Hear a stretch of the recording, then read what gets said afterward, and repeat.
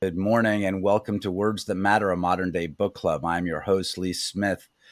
This morning, we have the book of the moment that matters. Very exciting to be welcoming our two guests here, Mike Gonzalez and Katharine Cornell Gorka. And the book of the moment is, as you've seen, with the campus protest erupting all across the country, NextGen Marxism, what it is and how to combat it. Mike Gonzalez and Katharine Cornell Gorka, thanks so much for being here this morning. Welcome to you both. Congratulations on the book. Katharine, what kind of response are you getting to the book right now? I mean, people must be thrilled to have an explanation of what's happening.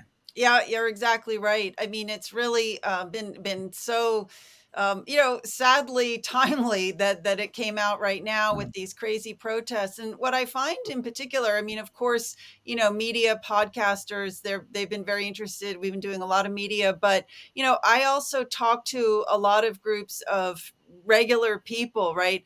I was recently elected as the chair of the Fairfax County GOP, so I'm frequently talking to voters and just parents and grandparents. And I find they particularly appreciate it because they are just baffled at what they are seeing. They are baffled by some of the things they hear coming from their children.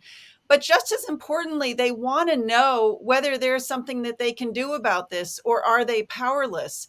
And a really important aspect of our book is that we say you absolutely are not powerless. There's a lot you can do, and we lay out what it is people can do. And I think they really welcome that. Mike, what can we do? What can parents do? What can audience members do? Well, what they have been doing since the beginning of 2021, which is going to school boards, speaking up, saying either on the racial or the sexual issues, and saying, why are you teaching our children to hate based on race, or why are you teaching our children that they can change sex and they can have they should have these grotesque medical procedures practiced on them as minors. Parents are exercising their right, and not just parents. A lot of people are also fighting against what is happening in their workplaces, either the office or the factory floor. All these quote unquote anti-racism trainings, which are nothing more than the struggle sessions of the cultural Marxists that Katie and I identify and spell out in our book.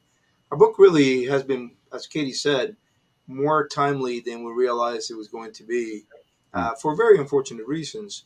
Because we explain exactly. I've been watching TV during these last few weeks, and commentators are asking why is this happening? Why is this happening at our major universities? And really, Katie and I wrote the book. So parents are taking. They're calling professors, they're calling teachers, they're calling principals. They're taking matters into their own hands, but they need our help. They need the help of the political class, whether that means elected officials, or that means those of us who are fortunate enough to have a voice. They need the help of activists. They need the help of journalists, and some journalists are doing really good work. The Washington Free Beacon is doing good work. The Washington Examiner, for which I'm a weekly columnist, is doing good work. The Daily Signal is doing good work. Fox does good work. You guys do good work. You do great work. Yes, the American people are acting. They have woken up to the woke, but they need our help. Katie, if you can explain exactly what is, I mean, here at Epoch Times, I mean, we do a lot on the Communist Chinese Party, the dangers, evils of communism are very important to us here, as they are and should be to all Americans. But what is NextGen Marxism? What do you guys mean by that? Yeah, so this is an important distinction. And just to be clear, in case people feel like, oh, but I've never heard that term before, it's because Mike and I came up with it. We felt that we needed a name for this new phenomenon. So just very, very briefly, the original Marxism was really focused on the worker as being the oppressed class who would rise up in a revolution and destroy the bourgeoisie, the owners, right? The oppressors. But that has changed. So today, they still work with this very Marxist notion of two distinct classes, oppressor and oppressed. But today, the oppressor is basically whites and anybody they consider white adjacent. So it's Jewish people, it's many Asian people, but it's primarily white people, and I should say anybody sort of who might be considered a colonizer. That's become a very big thing in these recent weeks on the campuses. And the oppressed are any minority group, whether, based on race, ethnicity, sexual orientation, gender concepts, or, minority groups internationally, like a smaller group that people may argue have been colonized. So that's the new next gen Marxism. All right, this is interesting because I did want to come to the protests, and you guys have laid out the history of what's happened here. So, are you not surprised by what we're seeing on college campuses from west to east, north to south? Mike, is this something that we saw some of it right after October 7th, astonishingly, that there were pro-Hamas protests out there doing that, but the sheer rage, the sheer fury that we've seen the last month, Mike, is this something that surprised No, you? not in the least. I mean, Katie and I talked about it. In fact, we talk about it in our books. We talked because we were able to write about what happened after October 7th. We finished the book in late 2023. So, look, it's not surprising because, as Katie said, through the third iteration of Marxism, which is the first one is Marx, the economic Marx, then the cultural Marxism, and then the American, more racial and sexual and community organizing oriented NextGen Marxism. Throughout these important evolutions, they had kept the original Marxian idea of all of life can be boiled down to an epic struggle between the oppressed and the oppressor. They just have changed, and they really change at will, right? Sometimes white women will be oppressors. Sometimes white women will be oppressed. If you're white, it's less to do with race. If you're a white ally, then you're not an oppressor anymore. You become an ally.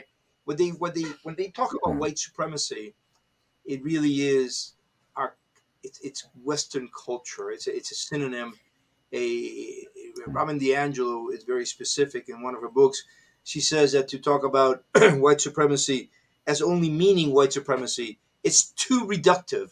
She actually uses those terms. It's too reductive. White supremacy is our culture, which has nothing to do with whiteness. It's to do with America, who we are.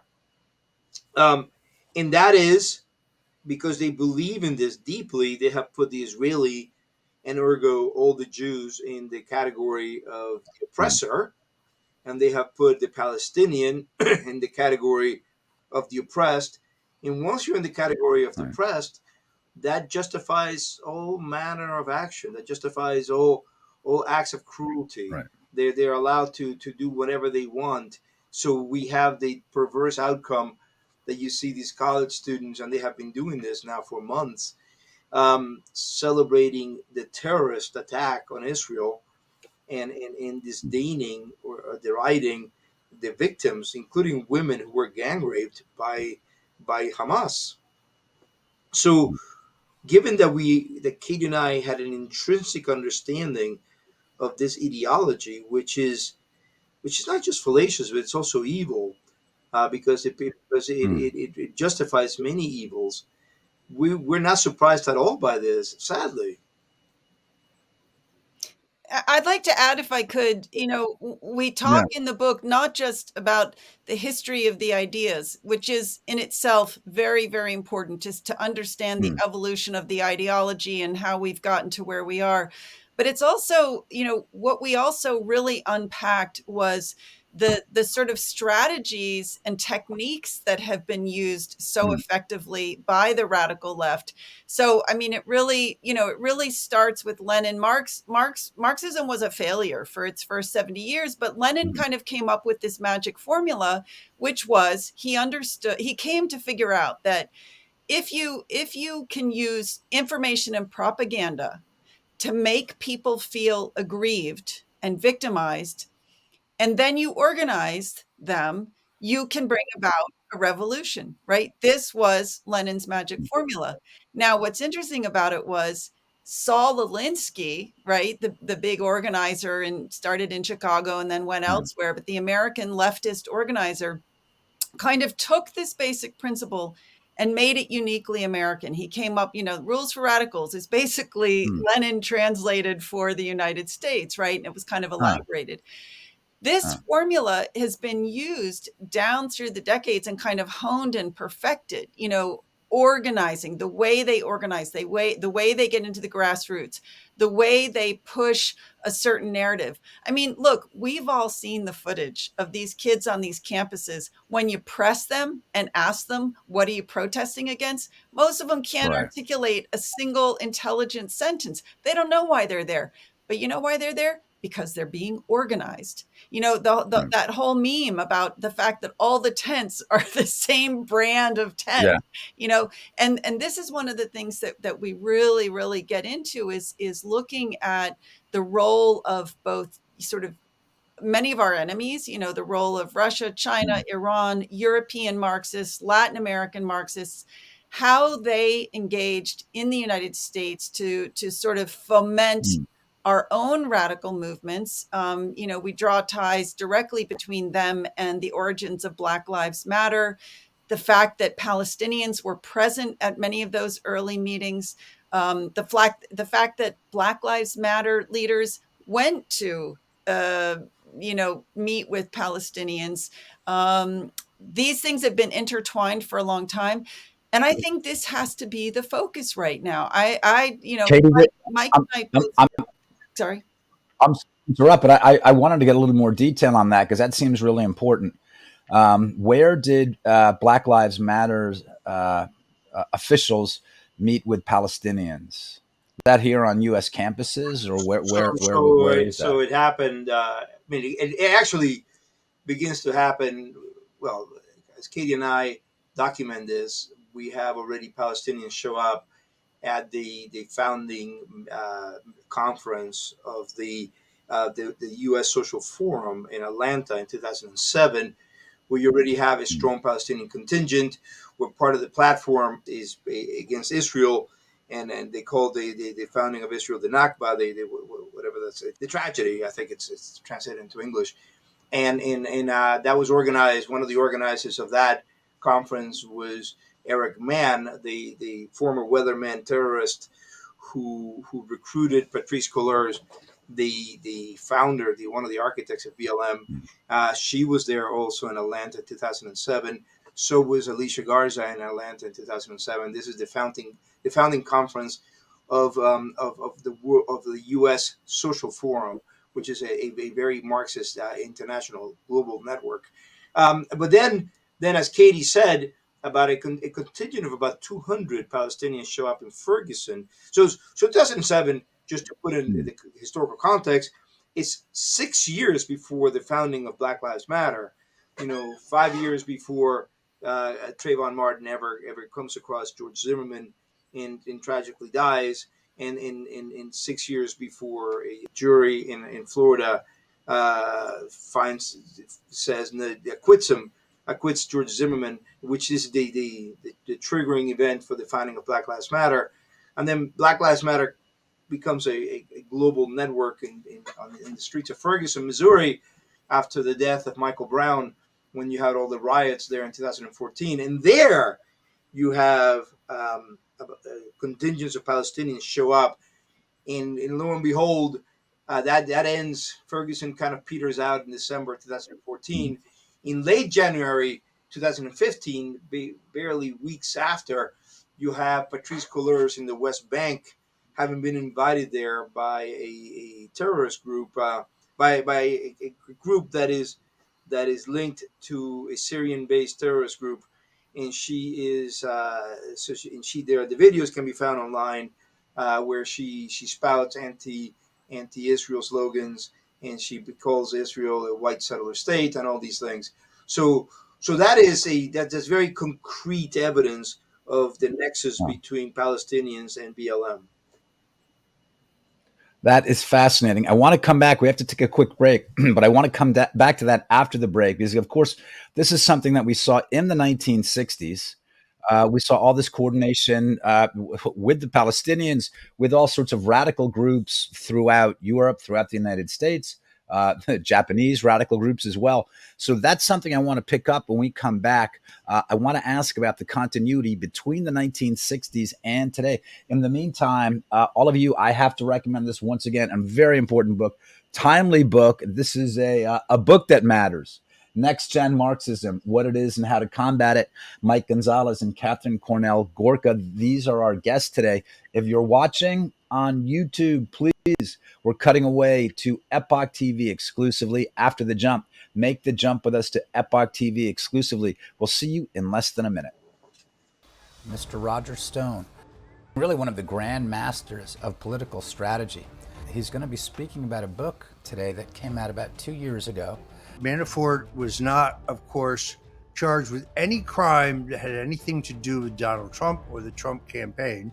The author of this book, Paul Manafort, was part of the Trump team who was targeted by the FBI, the Clinton campaign, and Obama spy chiefs.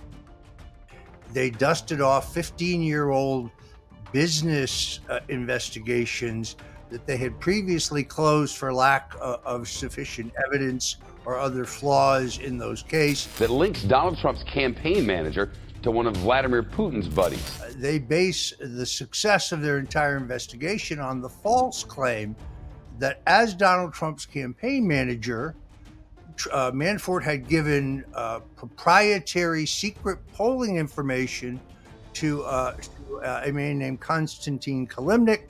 And as a result, we now are learning that Manafort met with Russian Konstantin Kilimnik in Madrid while he managed Trump's presidential campaign. He's absolutely proved that Konstantin Kilimnik is not a Russian intelligence asset. In fact, he's a U.S. intelligence.